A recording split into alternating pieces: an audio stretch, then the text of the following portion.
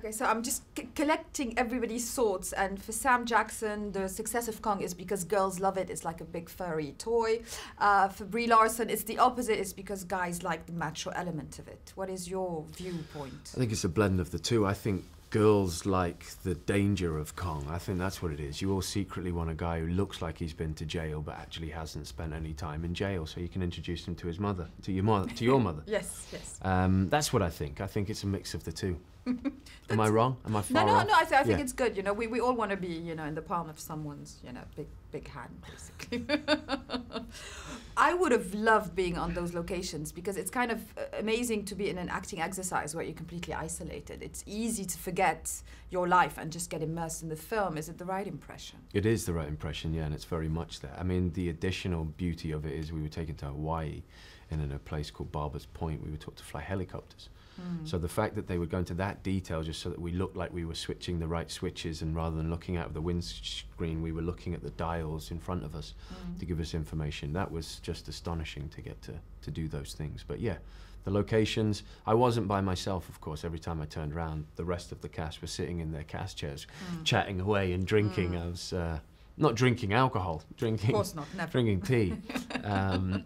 But yeah, so I was very much unisolated in my isolated role. No, absolutely.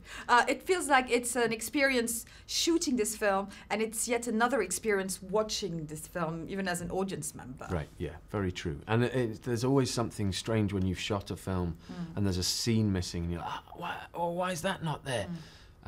If you watch a film that you weren't in, then you don't miss it, of course, you never see that. But yes, the experience of shooting is relatively accurate to the experience you get. You know, the fatigue wasn't needed to be acted. It was genuine. And then, you know, yet another acting experience for you with the mocap, because it's something completely new. Had you ever done anything remotely like it before? And were you able to call someone to ask for advice?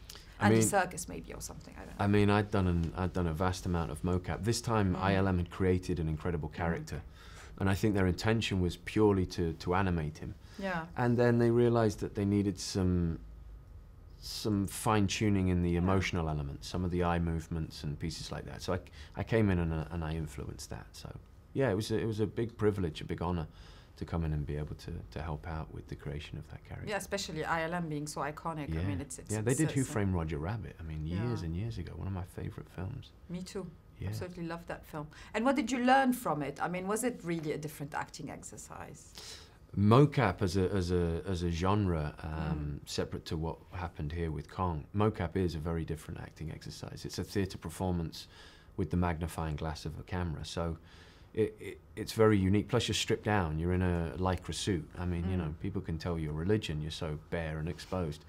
It's it's a very unique thing to be involved in, but it offers so much, you know? It gives so much to performances now, you know? Animation is incredible, but when you can capture the very subtle performance of somebody, you give life to Duratan in Warcraft, you know, and the eye movements are yours, you know.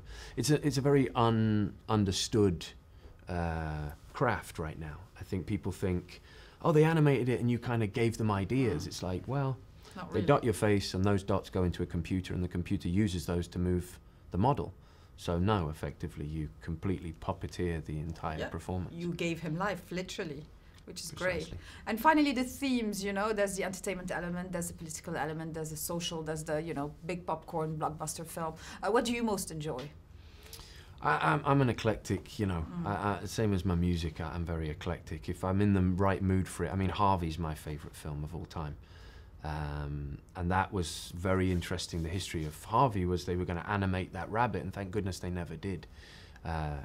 His performance is so good and so entertaining that you can watch it without the seeing. And nowadays maybe they wouldn't. Maybe they would spend the extra money and animate or CGI or mocap the giant rabbit, and I think it would be a shame. So, you know, there's always room to do good films.